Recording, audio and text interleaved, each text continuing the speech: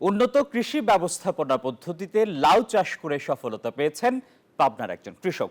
অন্যের জমি লিজ নিয়ে লাউ আবাদ করে মাসে আয় করছেন 2 লক্ষাধিক টাকা। সব ধরনের সহযোগিতা দিয়ে উদ্যোক্তাদের পাশে থাকছে কৃষি বিভাগ। আহমেদুল হক রানার তথ্য এবং ছবিতে ডেস্ক রিপোর্ট।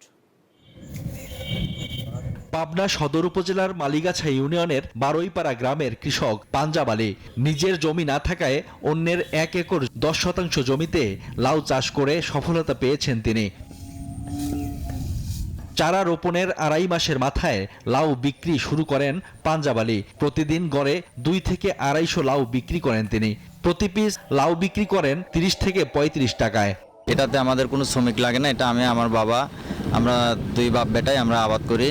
তো প্রতিদিন 200 পিস প্লাস লাউ কাটা হয় 200 করে। তো আমাদের খুব সুন্দর চলে। বান্ডেল থাকলে প্রতি সেনমানিতে টাকা বাঁচবে। বিকাশ সেনমানি বান্ডেল কিনে জিতুন প্রতি লেনদেনে।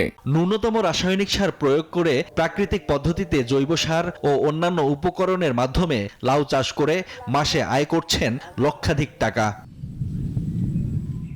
পাঞ্জাব আলীর সফলতা দেখে লাউ চাষে আগ্রহী হচ্ছেন স্থানীয় অনেকে। তার লাউতে প্রচুর পরিমাণ লাভ হচ্ছে, অল্প খরচ হচ্ছে জৈব সারের মাধ্যমে, এবং প্রতিদিন 2 থেকে 250 পিস লাউ কাটতেছে।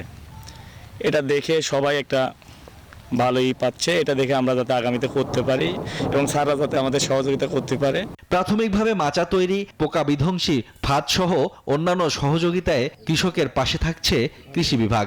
আমরা চাই যে আমরা দেশের মানুষকে এই উত্তম কৃষি পরিচর্যার মাধ্যমে নিরাপদ খাদ্য খাওয়াবো ইনশাল্লাহ। যেহেতু এটা প্রথম একটি প্রযুক্তি, এই প্রযুক্তির যদি ছড়িয়ে পড়ে আমাদের পাবনা সদর উপজেলায়, তখন কিন্তু আমরা নিরাপদ ফসলটা আমাদের ঘরের কাছেই পেতে পারবো এই প্রক্রিয়ার মাধ্যমে। আমাদের গ্যাপের যে 5টা প্রোটোকল 246টা অনুশীলন সেটা মেনটেন করে আমরা সেই চেষ্টাটা করছি। ভবিষ্যতে আমরা আরো এগিয়ে যাব এবং সবাই সেটা লাভবান হবে। সংশ্লিষ্টরা বলছেন উদ্যোক্তা আরো বাড়লে বাজারে সবজি সহ বিভিন্ন পণ্যের দাম কমার পাশাপাশি সমৃদ্ধ হবে কৃষি অর্থনীতি। Shoaib Shamim, desk report, news 24।